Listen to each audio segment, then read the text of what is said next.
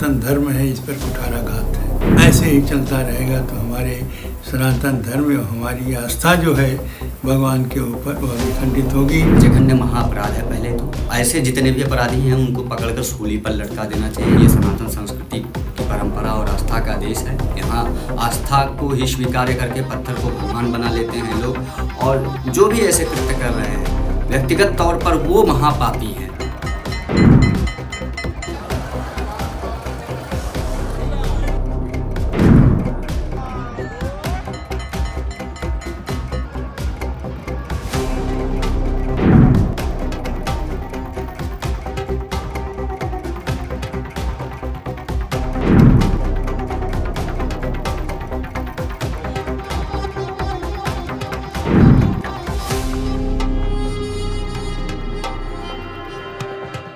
जो भी घटनाएं हुई हैं, जैसा जांच हुआ है उससे स्पष्ट हो गया है कि ना इसमें जो है यह चर्बी मिलाया गया है और मछली का तेल मिलाया गया है, और वहाँ की जो सरकार थी उसको संज्ञान में है कि नहीं है, और कब से मिलाया जा रहा है इसका भी पता नहीं है।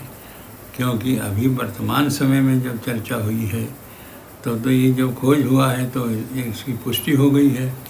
तो ऐसी स्थिति में ये हमारे मैं समझता हूँ अंतर्राष्ट्रीय षड्यंत्र है। हमारे जो सनातन धर्म है इस पर कुठाराघात है, और इसकी बड़ी गंभीरता से सरकार को लेना चाहिए। और उसके बाद इसको जांच कराने के लिए जो दोषी जो है उसको दंड दिया जाए। साथ ही साथ ऐसी घटना अब न हो, क्योंकि बाला तिरुपति जी के मंदिर का जो आस्था है लोगों में बहुत अधिक है।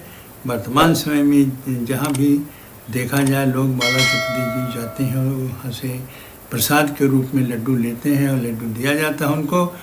और इस तरह से जो घटना हुई है वो बहुत ही दुखदाई है। ये आस्था के ऊपर आघात है, और मैं समझता हूँ सरकार इस पर संज्ञान ले और इसका खोज करके और इसका अच्छी प्रकार से अन्वेषण करें। देखें कि आखिर ये षड्यंत्र कहाँ से है। अंतर्राष्ट्रीय षड्यंत्र है कि यहाँ के हमारे देश के ही लोग हैं।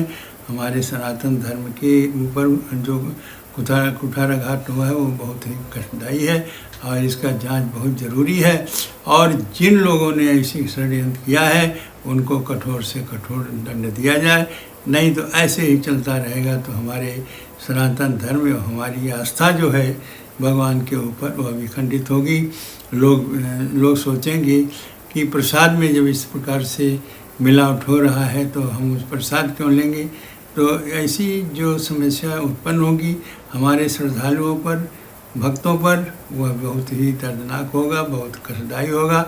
इसलिए इस पर खोज किया जाए, और जो भी व्यक्ति ने ऐसा षड्यंत्र किया है हमारे यहाँ के अंतर्राष्ट्रीय है, वो सबके पता लगावें और उसके बाद में इससे वंचित हो जाए। लोग कभी भी ऐसी घटना न करें। ऐसी दंडनीय अपराध ये है, उनको दंडनीय अपराध देना चाहिए। जो दंडनीय अपराध है तो दंडनीय अपराध पर जो उनको दंड देना चाहिए।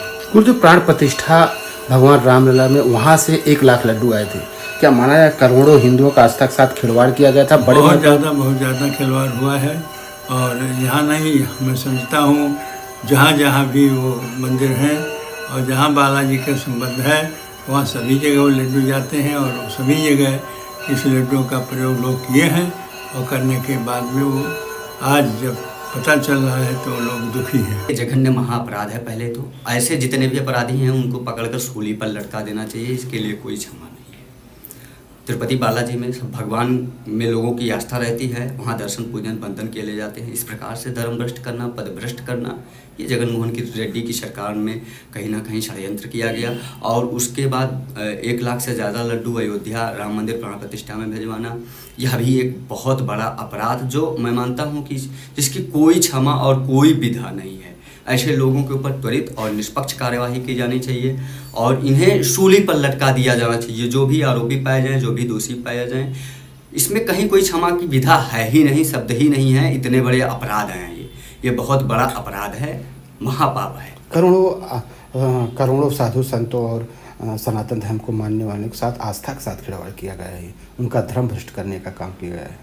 जो भी यह ऐसा कुकृत्य जघन्य अपराध किए हैं, मैं मानता हूँ कि मेरे शास्त्रों में उनके लिए घोर नरक की जो है विधा है और वो वहाँ जाएंगे और भगवान ऐसे लोगों को कभी क्षमा नहीं करेंगे, क्योंकि ये सनातन संस्कृति की परंपरा और आस्था का देश है। यहाँ आस्था को ही स्वीकार करके पत्थर को भगवान बना लेते हैं लोग, और जो भी ऐसे कृत्य कर रहे हैं व्यक्तिगत तौर पर वो महापापी हैं।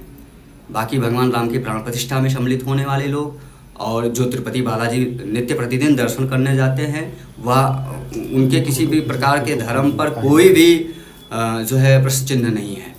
वो तब भी धार्मिक थे, आज भी धार्मिक हैं और कल भी वो धार्मिक रहेंगे। जो भगवान को अपना सर्वस्व मानकर उनके तीर्थ क्षेत्रों में जाता है, उनके कार्यों में सम्मिलित होता है, वह कभी पापी नहीं हो सकता, वह कभी अधर्मी नहीं हो सकता, कभी पदभ्रष्ट नहीं हो सकता।